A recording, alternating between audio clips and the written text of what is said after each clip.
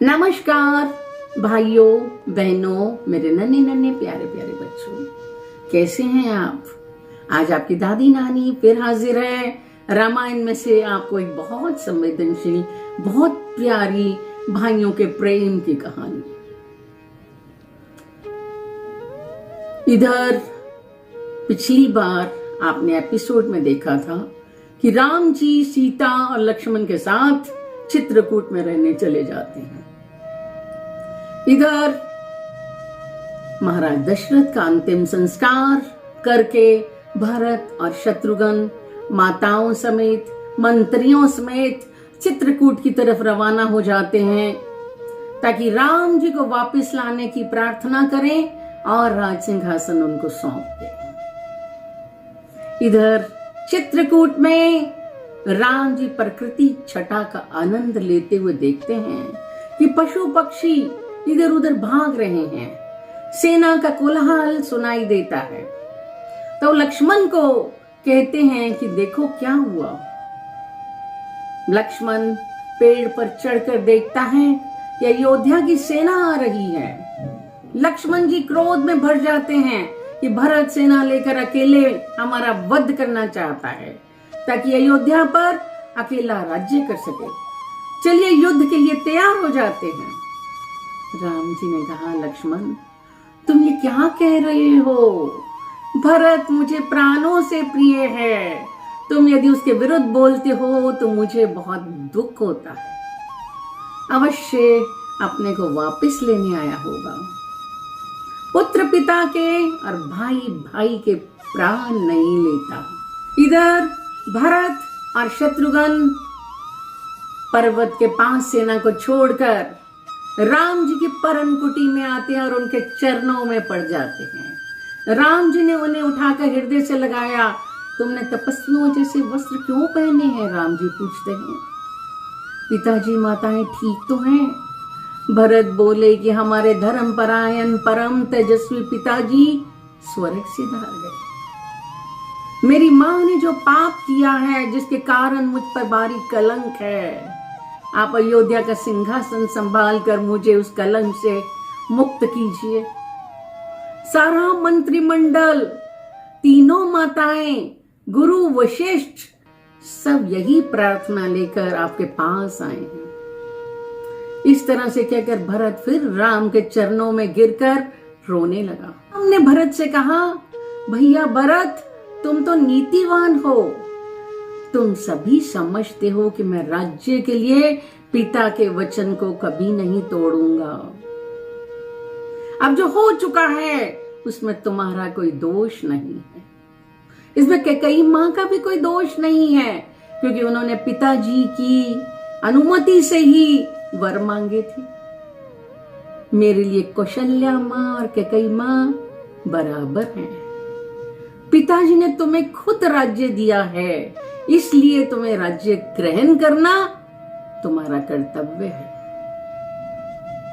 लक्ष्मण और सीता भी राम से जब सुनते हैं पिताजी के बारे में, रोने लगते हैं। फिर धैर्य धारण करके मंदाकिनी नदी के तट पर जाकर राम जी पिताजी को जलांजलि देते हैं।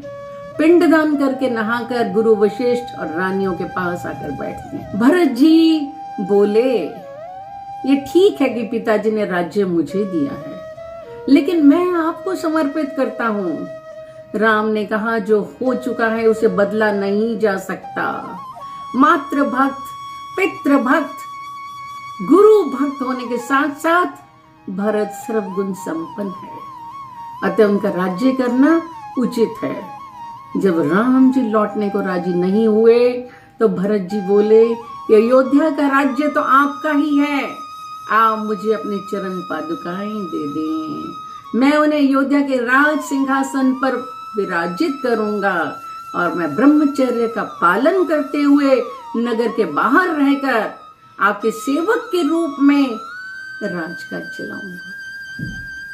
14 वर्ष के बाद आप अयोध्या नहीं पहुंचे तो मैं अग्नि में अपने आप को भस्म कर लूंगा। राम ने भरत को गले से लगाकर पादुकाएं दे दी। भरत शत्रुघ्न को कहा कि आप कैकेयी माँ को कुछ गलत मत बोलना। सब दुखी मन से 3 दिन में अयोध्या पहुंचते हैं। फिर भरत जी नंदी ग्राम में पर्णकुटी बनाकर राम जी के प्रतिनिधि के रूप में राज कार्य करते हैं। धन्य है भरत। और मुझे बहुत खुशी है, जो पिछला एपिसोड मैंने अयोध्या दर्शन आपको कराया उसमें नंदी ग्राम दिखाया। वहीं छोटी सी गुफा है जिसमें भरत जी तप करते थे। वही प्रेम सच में देखने लायक है।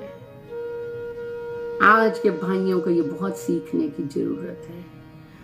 माताओं के जाने के बाद राम जी उदास मन से लक्ष्मण से कहते हैं कि अब हम लोग यहां नहीं रह पाएंगे, अब हमें कहीं और चले जाना चाहिए। बहुत मन में उदासी है। घूमते घूमते वो अत्रि मुनि जी के आश्रम में पहुंच जाते हैं। अत्रि मुनि जी और मां अनसुईया उनका खूब स्वागत करते हैं।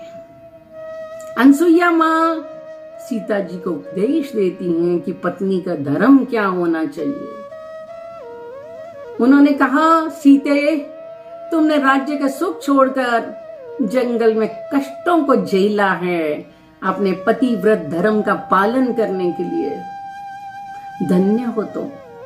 अच्छी पत्नी वही है जो पति के गुण अवगुण का ध्यान नहीं करके उसका सुख दुख में साथ देती है।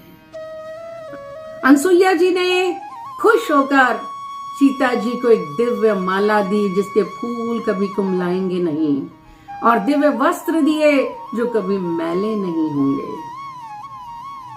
और सीता जी को आशीर्वाद दिया कि जहां पर भी पत्नी जो अपने पतियों के प्रति समर्पित है उनको याद किया जाएगा तो तुम्हारा नाम लिया जाएगा। इधर अत्रि मुनि ने राम से कहा कि जंगल में भयंकर राक्षस रहते हैं जो समय समय पर तपस्वियों को मार देते हैं और समय से पहले उनकी मृत्यु हो जाती है, इसलिए उनका नाश करके उनकी रक्षा करो। महर्षि जी की आज्ञा को शिरोधार्य करके राम जी लक्ष्मण सीता सहित दंडक वन की तरफ चले गए। इस तरह से अयोध्या कांड समाप्त होता है। आज हमें रामायण का अवलोकन करना चाहिए, किस तरीके से एक भाई भाई से प्रेम करता है। उनके सामने सिंहासन कुछ नहीं है, उनके सामने राज्य कुछ नहीं है। एक पत्नी अपने पति का अनुसरण करती है, भाई भाई का अनुसरण करता है, और माताओं के लिए उनका प्रेम देखने के लिए योग्य है। तो हम लोगों को उनके आदर्शों का अनुकरण करना है। जय श्री राम।